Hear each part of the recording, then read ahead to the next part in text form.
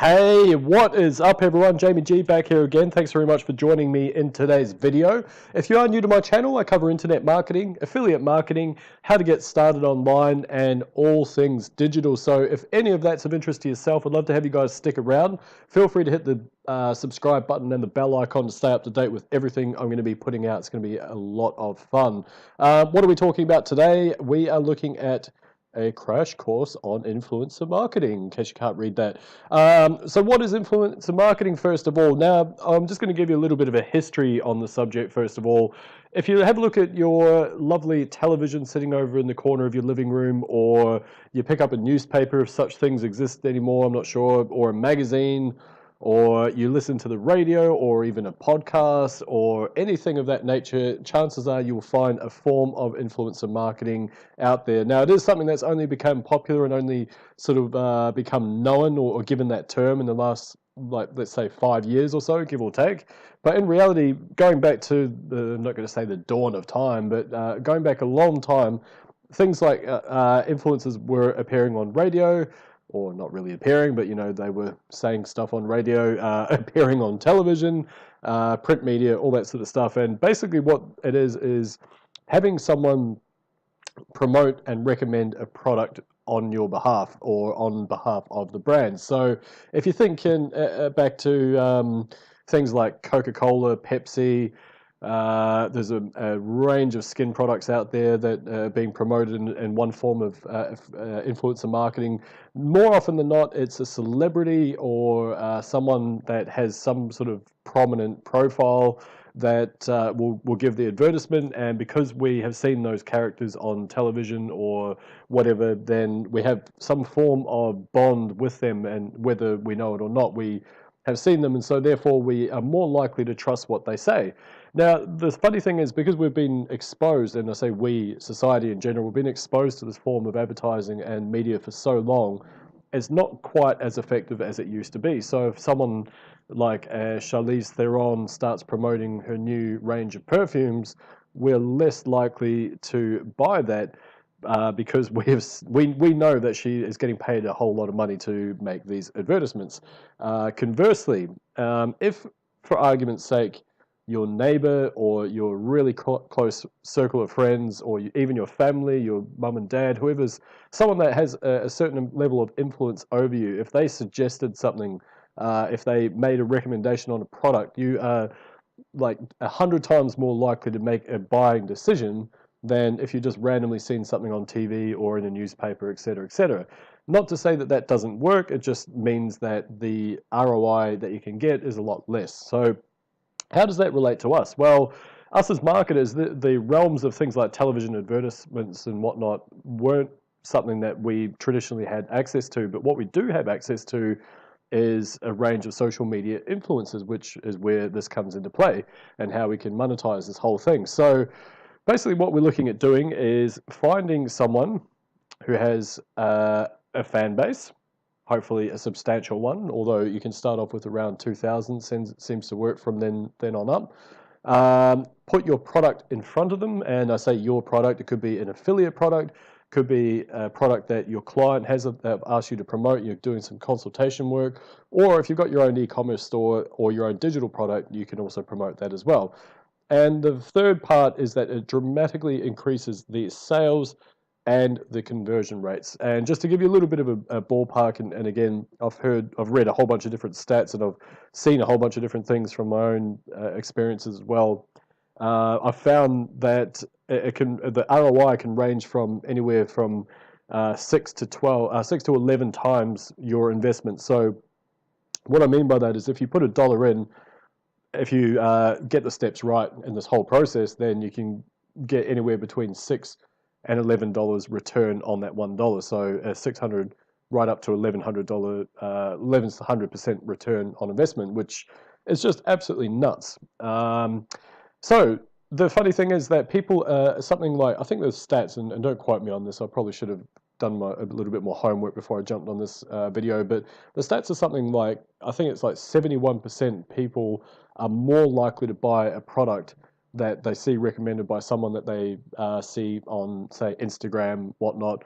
And it's purely because and going back to the example of using celebrities and advertising, someone who's not a celebrity, someone who you look through Instagram and you see their private life and all the adventures that they're having, traveling and all the different things and the food that they've tried, and you can't help but have a sense that you kind of almost know that person. So therefore, if you start seeing these things on social media and then eventually they say, oh, by the way, I'm just using this new skin cream, it's working amazing, you should buy it, or check it out, the link's in my bio, the person, and this is for Instagram, obviously, the person that is reading that is something like 71% more likely to take an action based on a micro-influencer rather than some big-name celebrity, which is kind of crazy to think about. It means that us as marketers, this is an amazing time to be alive and an amazing time to get into this entire ball game, which is why I love it. So, as I said, most people, when you think of influencer marketing, you traditionally think of Instagram because it has, I guess, a lot more influencers, a lot more people that are trying to sell influencer space. But in reality, my favorite thing to use is YouTube. And I'm just going to go over why, in my opinion, YouTube is one of the best places for influencers. Now, a little caveat on this, first of all, it is a lot harder to find influencers that are willing to do work with you on YouTube as opposed to Instagram, because most people know of influencer marketing via Instagram. But there's a couple of really massive benefits from actually doing the legwork and getting a product in front of a YouTube influencer as opposed to an Instagram influencer. So I'll start off with the negatives with Instagram, and I'm not saying that it doesn't work. I've had successful campaigns using Instagram. I'm not saying don't try it. I'm just saying that there's a few reasons why you might want to consider adding YouTube into the mix as well. So first of all, why don't I love Instagram? Well, I guess for one reason, you can get relatively cheap posts, and sometimes even in front of a fairly sizable audience. But it's very easy to have fake followers. It's very easy to have fake likes, comments, etc. So it can be a little bit tricky to find the true demographics of an audience when you're placing it in front of Instagram. Not to say that that doesn't exist on YouTube. I just found historically it's a little bit easier to spot those trends via YouTube as opposed to Instagram personally. The other thing is as well, again, you might have a relatively small fee, so $50 to $100 to get a post out there, depending on the size of the influencer. But what you'll find is quite often they might say, okay, cool, that's $100. And you're like, yeah, that seems reasonable to put it in front of 250,000 engaged followers, only to find out that they will only leave it there for an hour or 6 hours or even a day. And I have a massive problem with that because I think, well, I'm paying for the advertising space. Why would I only want to put it out there for 1 hour? To me, it just makes absolutely no sense. So I get kind of peeved with that whole idea anyway. And if you do want a permanent post, a lot of the time it's worth a lot more. The other problem as well is that it's somewhat convoluted. So an influencer puts up a post, and let's say it's a static image and it's of a product that you're wanting to promote, and they say this is the best product for training your turtle how to swim backwards I've ever seen. And then you, as a turtle owner, you think, great, this is perfect, I need that. You have to click on the sign, which takes you to the person's profile or the influencer's profile, and then, or sorry, the advertiser's profile, I should say. And then hopefully they've got a link there, which you then have to click, and then you go to a web page, and then you make the purchase type thing. So for me, that's quite a few moving parts. It means that there's a couple of different actions that need to happen before someone's even on your web page and even looking at the offer that you're putting out there, right? So that's another reason why I don't like it. The third one is very similar to Twitter in some ways, where there's probably millions. I'm going to say hundreds of millions of tweets. I don't know what the number is, but let's say it's a whole bunch of tweets that are flying through the ether. And even if someone puts out a tweet and basically it's really engaging, all that sort of stuff, it's still only going to be seen by a finite amount of people because it's all these other tweets from the people that they're following that are going to pop up underneath that, meaning that a whole bunch of your audience will miss out. And the same thing applies to Instagram. When someone puts up a post, the chances are that a lot of the audience is actually going to miss out on seeing that post because like I say, there's always fresh content being produced on Instagram, so it means that it's going to end up further and further down the feed. And I know the counter argument to that is that with the algorithms that they have in place, the more popular the post, the more likely it is to show up. But you don't really know how popular the post is going to be, so you don't know whether your product is going to resonate 100% with the audience or not. A lot of the time, it doesn't matter how good you do your research, sometimes there's going to be little loopholes there where they just don't engage with what you're selling, or maybe it's a weird angle, or maybe the photo just isn't great, whatever the case may be. So therefore, that's the other reason. It annoys me. And let's just say, like I say, it's not that it doesn't work, it's just that I personally have a preference for YouTube. So just going to go real quickly over my preferences for YouTube.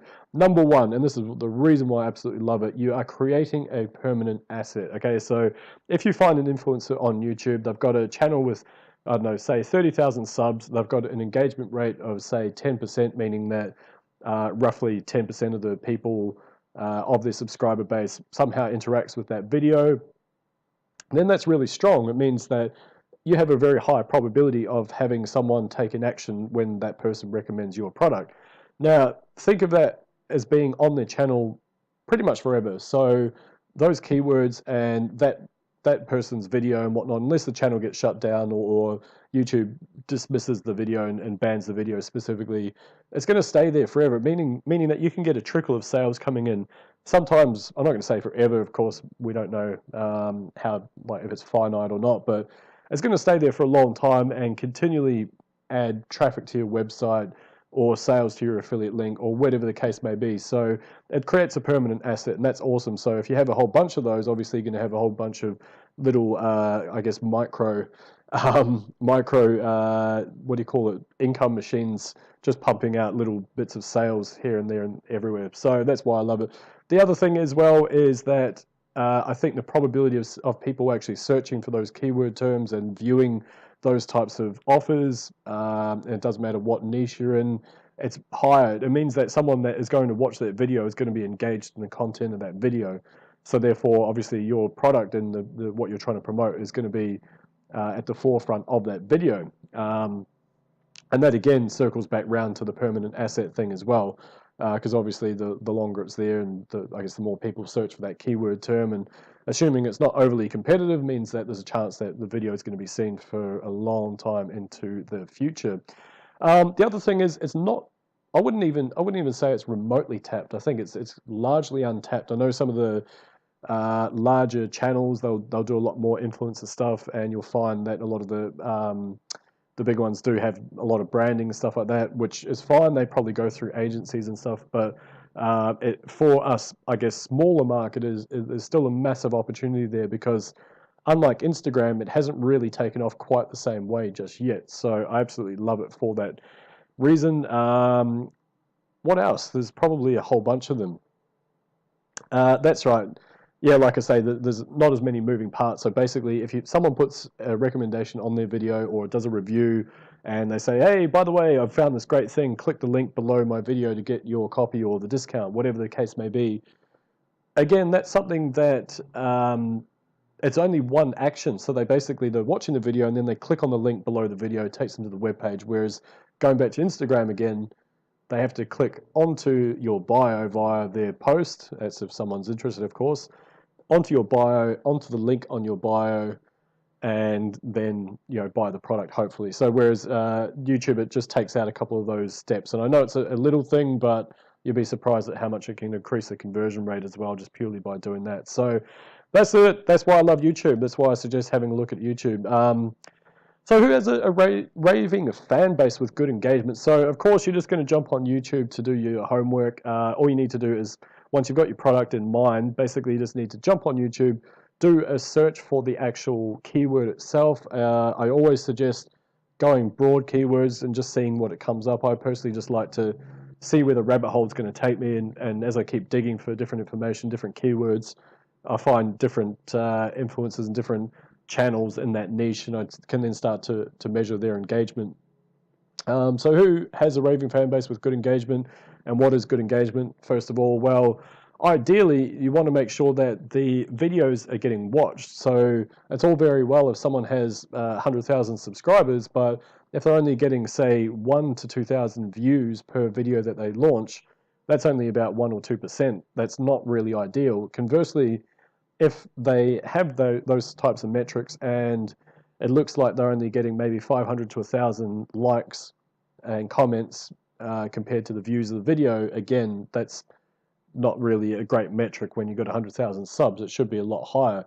So that's just something to bear in mind when you are looking at these types of influencer campaigns. So how do you analyze that? Well, like I said, it's probably just a matter of going through, having to look at the number of subscribers. I wouldn't always take that as the only metric, though. So you want to have a look at what the average views are. You want to have a look at what the average engagement is. And there are tools out there to do that. You can have a look at socialblade.io, I think it is. I think it's either .com or .io. Sorry, I use it pretty much every day, but I just never think to look at the URL as it pops up automatically on my browser. But have a look at that. I'll do some homework and leave a link under there. That's one way you can actually do a bit of very basic measurement of the stats of a channel, and also it does apply to Instagram as well. There are a couple of things you want to avoid, and again, it comes back to how much engagement the influencer has on their channel, or if you're going down the Instagram route, on their page, or what do you call it? On their account, I should say. Do they have fake followers? Do they have fake likes? How do you measure all that sort of stuff? Well, it's not overly difficult. You can spot trends, and unfortunately, no one at this stage is 100% immune to it. Although Facebook does their best to shut down Instagram accounts that do have fake followers. They will, I mean, it is behind the eight ball. It is a slow process when it comes to that. And the same thing applies with YouTube. You can buy views, you can buy subscribers, you can buy comments, all that sort of stuff, and shares as well. So therefore, it's a matter of, I guess, having a look at the metrics behind the video. Like if you see that the channel's had a massive spike where they started off like 4 months ago, and they looks like they're climbing by maybe 1,000 subscribers per day over the last 30 days. It's a bit unrealistic. You usually see, I guess, a more jagged growth is probably a better way to look at it. So that's just one metric to look at. And again, you can go back to some of the former videos that they had and have a look at what growth there is versus the current videos, all that sort of stuff, because most people don't have the audacity to go back to their historical videos and actually start sending fake traffic to all those videos and all those comments, sending comments to those older videos as well. So just look beyond the current sort of 10 to 20 and see, I guess, what the metrics are saying. Now, that's not to say there won't be a couple of outliers. Sometimes you can get a channel that has a viral video where they get thousands of views, subs as a result, and you just got to take it, play it by ear with those ones, see what the engagement's like, and if those types of metrics are all adding up, then that's kind of when you can move forward. Rightio, how to influence the influencers. So what we want to do is, of course, a lot of influencers that have been doing this for a little while, they're well established, they know what their pricing structure is, and they won't budge on their price. But I do strongly suggest, especially for the smaller influencers, when I say small, anywhere from 2,000 right up to, say, 50,000 subs, you do want to try and negotiate price, okay? Because you just, the way I look at it is, and to give you guys a little bit of an example, I did a campaign recently where sent me back $300. The influencer had, I think, 87,000 subs, something like that. So it was quite a decent sized channel. I thought, okay, 300 is a pretty decent investment. But I must admit, I actually absolutely flunked on this for two reasons. One was I didn't do my homework properly. And it turns out that whilst the engagement rate was amazing, whilst this person, when I looked at a couple of videos, she presented amazingly well and was, great on screen, I later found out that her target audience was sort of teenage girls ranging from 14 to 17. So therefore, they're not a buyer's demographic. I completely messed that one up. And therefore, there was no surprises when I launched my campaign and nothing happened. I got absolute donuts out of that one. But going back to that, what I was also promoting was a makeup brush, which again, is probably a little bit odd. It's not something that I use, but I just saw the metrics behind the product. This is an affiliate offer I was promoting. I saw the metrics behind it. I figured, yeah, it's worth a shot. It's a low-end product, meaning that the probability of getting an initial front-end conversion was very high, and I would have received $5 per sale. And I thought, cool, it's a $10. It's actually a free brush, but you have to pay, I think it's like 10 or 12 bucks for shipping. I thought, cool. It looks like a decent product. I had seen other campaigns similar. I thought it's going to go great.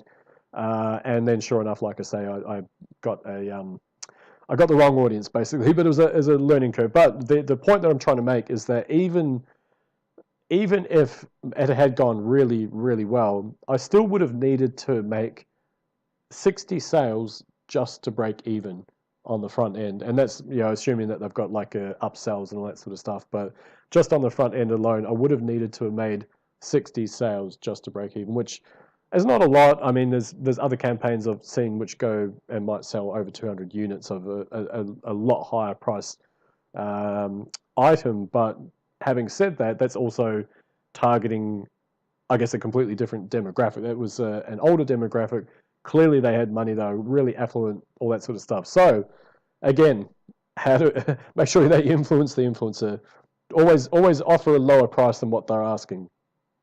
How to find high converting products. So let's assume that you don't have your own e-commerce store and you don't have your own products that you're selling via that, and you're looking at going down the route of affiliate marketing. What you can do is jump onto the likes of Share a Sale or ClickBank. ClickBank's probably the easiest one to jump into. You don't need any special clearance to join ClickBank. I'll leave a link below for that. And that's it. You basically look at something that they call gravity, which is basically the amount of affiliates that are making sales off that particular product. You go for the ones that have a gravity of over 30, and you vet the product yourself. You have a look at the affiliate page to see if there's any discounts that you can offer for your influencer, and you find a short list, and then you go through and try and match those with different influencers, and that's basically the crux of it. Of course, it's somewhat more convoluted than that, but I'm just cautious of the time at the moment there as well. Launching the campaign, you won't actually need to do all that much yourself, okay? Because basically the influencer, once you've agreed on the terms, you've sent off a deposit at least, and they start producing the content. In theory, they should just give you a bit of a heads up. Hey, I've produced the content. Let me know what you think. If it's good to go, and then they'll basically just tell you when they've launched it, and you can keep an eye on your stats. And then what we're going to cover here, the last part of it, is how to 10x your results. Might not be 10x, it's more like 20, I think, but you can certainly get a lot more out of it by just doing this very, very simple thing. So now, with affiliate marketing, you might have heard of a little term. It's called direct linking, okay? And that's basically where you take your affiliate link from the network. And what I mean by that is if you were to find a product you want to promote via ClickBank, you jump on ClickBank, you get your hop link, as they call it. Let's assume that you're going to put some tracking there. So you go to ClickMagic, you get your tracking link, everything's all great to go. Then I lost my train of thought. Oh no, I hate it when that happens. Where was I going with that? Oh, that's right, direct linking. Yeah. So then basically, if you go to your influencer and you say, hey, yep, can you just do a bit of a plug or a bit of a promo on this particular product? And they come out and go, yeah, cool, no worries. And then they basically send through the video or whatever content that they're wanting to produce in order to promote it for you, and you give the green light. And all you do is just put your affiliate link in their profile. It can work and can work amazingly well. I've had some highly successful campaigns purely based off that alone, but there is also another way to do it. This is how it normally works. And I apologize, I haven't thought of putting any color there. So basically influencer plus, and that's meant to be a web page. My God, that's your offer, a big stone tablet for your offer. Nice, good one, Jamie. Equals dollars. Who doesn't want that, right? So that's the normal way that it goes. But here, what we're going to do is basically to 10 times your results, or at least maximize the potential return on results. So we take the influencer, and we add an offer, and we add something else that's called a bridge page instead. So normally, it would be, boom. Oops, I've got that wrong. Classic. Okay. So if we assume that this is a bridge page here, and a bridge page is basically a very short web page that is designed to capture someone's details. So it can be something really basic, like if we assume that this influencer over here is doing a video on how to teach your turtle to swim backwards in 3 easy steps, then instead of just normally sending them directly to the affiliate offer, what we do is send them to a bridge page over here, and basically that just has a very basic headline. Get these 3 tips on how to train your turtle. Put your email address in to grab your copy now. And so basically when they do that, they enter their email. You keep their email as part of your autoresponder sequence that you're going to set up, and then immediately send them to the actual sales page itself as a redirect. And that way, if they don't buy on the front end, guess what? That's what I call, that's an email, by the way. That's exactly what my emails look like. I don't know about yours. You send them email, and you'll find that email number 1, you might get a few extra sales, email 2, etc., etc., etc. You try and provide value. If you know nothing about that niche, you just go back to the sales page. You go back to the affiliate help page. They'll usually have emails there. You just have a Google and you do like a little bit of information. You try and get some information that will actually help the person teach their turtle. And then guess what? Big dollar sign, way more cash, way more cash. Because if you imagine that on the first example, hopefully my little pointer works. In this first example here, we've got a situation where all we're doing is we're sending them to the actual product itself, meaning that even if they sign up as part of an email, I don't know, to get some tips from the actual sales page itself, whatever the case may be, and then they don't buy, the owner of this product can then remarket to them the same as we would with emails, that keep emailing, providing value, building relationship, keep trying to bring them back to the offer or another offer if they've got one, and then we've essentially lost that prospect. So we've paid for this influencer to send traffic here, and then we lose them straight there. So what we don't make in sales, we don't get back. That's now potentially, I guess, something that the product owner or product vendor can then use to retarget or send emails, etc., etc., etc. So that's something that we've lost. Whereas this one, oh, Mr. Smiley Face over here, we send the traffic to the bridge page, we capture their email address, we send them off to the offer, and then if they don't buy on that one, it's still our traffic. We can send another thing saying, hey, you missed out, or hey, here's some valuable information, please revert back here to buy that.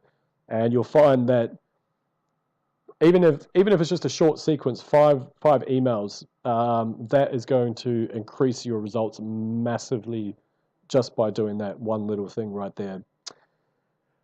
And with that in mind, and all that said and done, that's it. That's all I wanted to put out there. I hope that someone's actually got some good information out of this. I apologize for my ramblings and whatnot. Hopefully you guys don't mind. And hopefully you guys have got a bit better idea as to what influencer marketing is. Maybe it's something that you can start implementing in your own business. So if you did get any use out of this information, please feel free to leave a comment below. Like I say, don't forget to hit the subscribe and bell icon to stay up to date. Once again, my name's Jamie G. I thank you very much for joining me, and I'll see you guys next time. Bye-bye.